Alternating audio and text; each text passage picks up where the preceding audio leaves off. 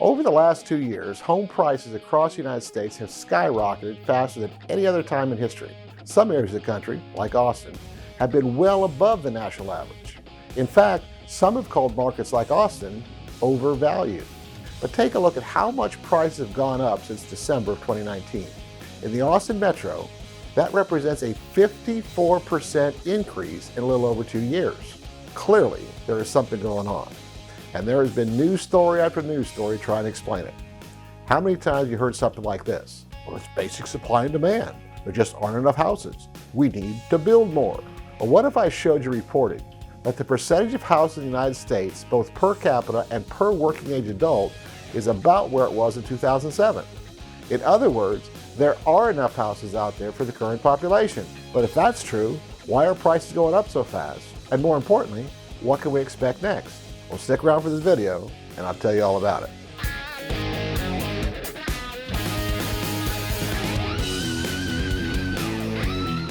This is the reporting I was talking about. The blue line is the number of housing units per capita. It peaked at 0.428 in 2008, and today the ratio has climbed to 0.427. The number of units per working age person is the red line. In 2008, it was 0.665. And today, it's 0.693. Now, one argument we've heard over and over is that the millennial generation is large and entering the home buying market. Now, although this is true, it can't be viewed in isolation. We need to look at housing construction related to total population growth. The change in population in persons per housing start peaked in 2011 at 4.5 new persons per start in the aftermath of the Great Recession. It's important to note that the long-term mean of this ratio is about 1.5 persons per start, and that the ratio has been under 1 since 2019. The number of housing units under construction per growth in population and the number of housing units started per growth in population have both soared higher since 2020, demonstrating the huge increase in construction that has occurred in the last 2 years. The numbers are even worse when we're comparing new home starts to growth in working age population. Typically, new home starts are correlated with the growth in working age population. Since 2016, the relationship has diverged. Today, new home starts are on pace for 1.6 million new units, while the working age population is expected to decline by 600,000. This buildup of homes under construction is due to labor and supply shortages that are delaying construction timeframes. Progress in this area is slow and continues to impact construction time. This condition can be seen in the new houses for sale data, which shows a large increase in homes under construction and not started, while new houses completed are low. Notice that the peak in houses under construction and not started preceded the peak in home prices in 2006. Housing construction examined in the context of housing units per capita did not support the theory that current market activity is a result of years of underbuilding.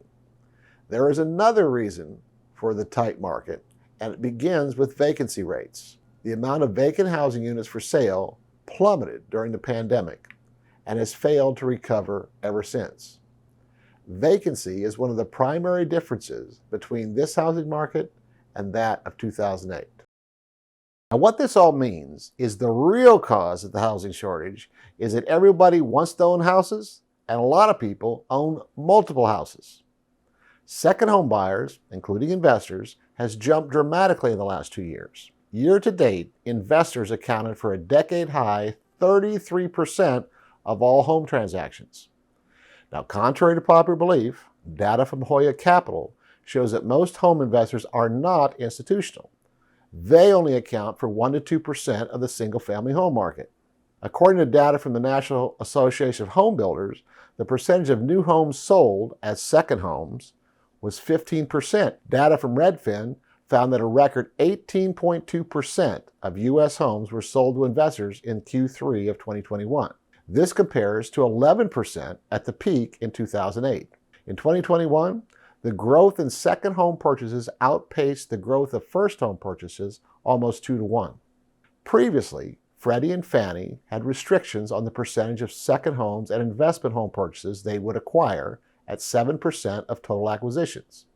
This policy was increasing the mortgage rates available to buyers of second homes in early 2021.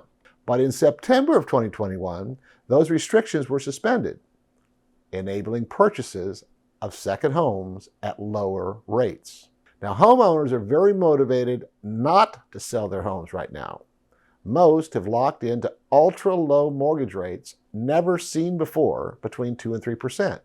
If they sell, they lose those low rates. Because the market has been performing so well, many home buyers are keeping their homes they own to speculate on the market.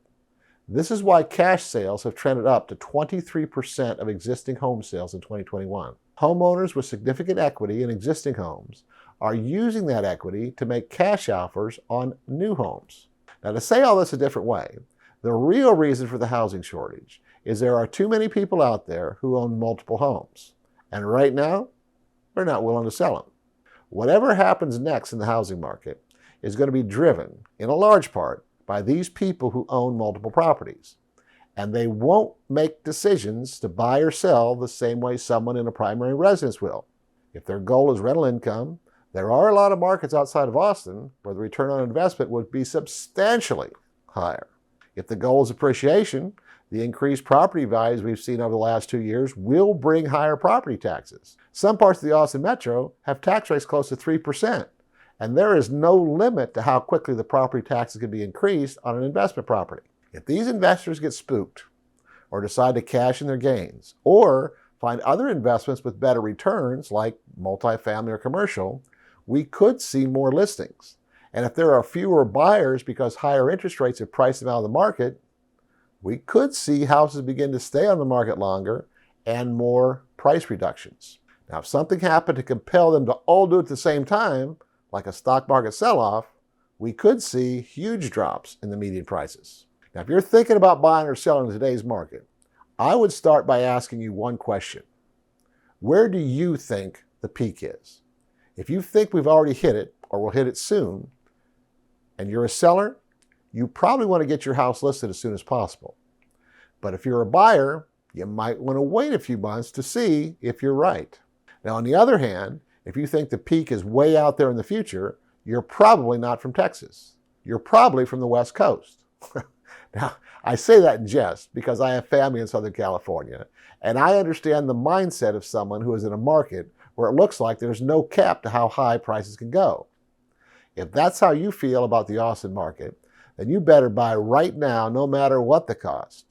And if you're a potential seller and you can absorb the higher taxes, then hold on to that property, ride it out until you're ready to cash in those capital gains. Now, no matter what you think about it, remember this. Nobody knows when we've hit the peak until we've started to move the other way. I get emails, texts, and phone calls almost every day from people who are thinking about buying or selling real estate here in the Austin area, and I would love to help you out too. If you like this video, you ought to check out this other one that I did. And don't forget to subscribe to my channel and hit that notification bell. All of my contact information is in the video description, but don't be shy. Let's make your real estate dreams come true.